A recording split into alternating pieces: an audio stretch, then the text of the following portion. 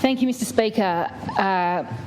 And I welcome the opportunity to speak to this afternoon, this morning even, because it is such an important topic about keeping Tasmanians safe and confident. My concern is that after 3 days of questioning the Small Business Minister, an opportunity to ask a question of the Premier in regards to the circumstances of small business operators across Tasmania, my concern is on behalf of the people of Tasmania that there's a lack of confidence in the ability of the government to keep them and their families safe because they have a lack of understanding of what it takes to operate a micro business, a small business, of what it takes not just to be a sole trader but a sole operator. This government professes that they're here for people no matter their circumstances. However, I question whether people on the other side understand the lives of families right now, today, after 3 days of bringing to the government's attention the concerns and the worry and the stress of many individuals and families across Tasmania who are struggling now due to border closures. We shared stories this week of Mr Lewis, a gentleman that has an independent taxi licence operating out of Perth to the Launceston Airport. The Launceston Airport that with Hobart has gone from 30 to 100 contracted workers stood down now. What for them and their families? How do they feel confident about their circumstances, their ability to bring home an income to their family, to provide food on the table, fuel in the car, to keep a roof over their head? After questions this week, I'm calling on the Minister to join me in Launceston, to meet with people in this circumstance, to understand and hear directly from people the certainty that they need to be confident in their futures. It's okay to say that we feel confident about Tasmania. For many people, I understand, that are doing well, but for those that aren't, people in our community need a government for all Tasmanians, Tasmanians that are struggling today. Just overnight, I received correspondence from someone who is eligible for the grants, a successful business, long time operated in Tasmania, whom, however, because of the closures, has had an immediate and devastating impact on income and was eligible for $2,000, despite just recently losing $20,000 of income.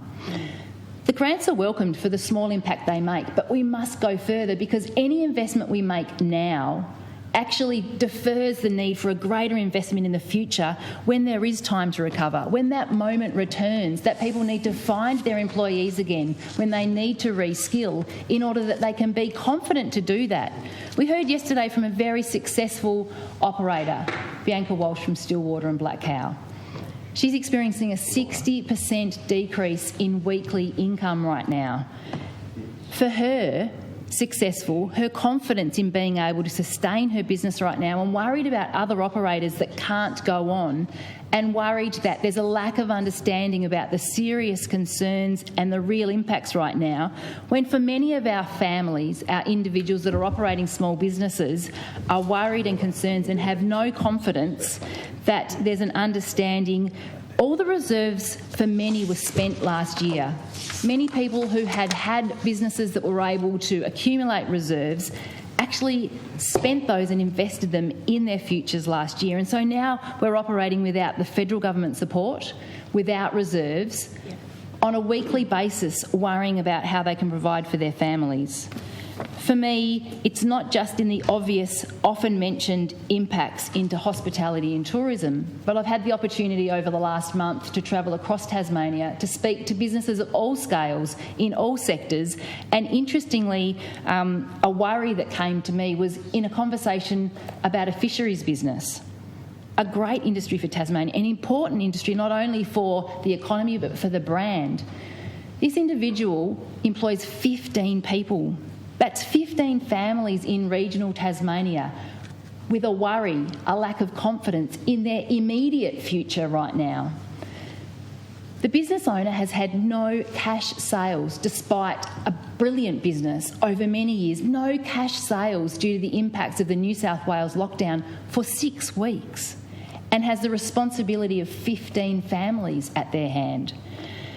My concern is for the individuals in Tasmania, the small businesses, the person that is the only income producer in their family, the person that stays up at night and is worrying, concerned and not confident about their future.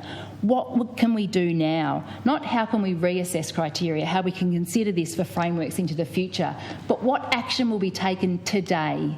What will we invest now for the many people in Tasmania that are worried, that are stressed, and we understand the impact of stress, the concern for mental health, the concern for other impacts and collapses in families and communities.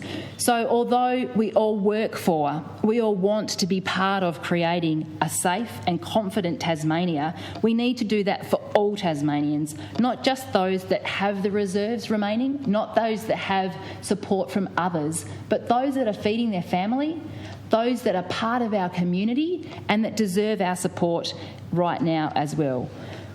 We on this side seek for the government to make sure that they hear this message now. They hear this message from the many Tasmanians that are writing in, I know, to both sides of this House about their immediate circumstances, and we act now to invest, to create certainty and confidence, because the investment required to make when it breaks down, when there's increased job losses, where there's business failure, where people are spiralling into concerns with their mental health, the cost in the future to rebuild from this will be far greater than the investments that we need to make today.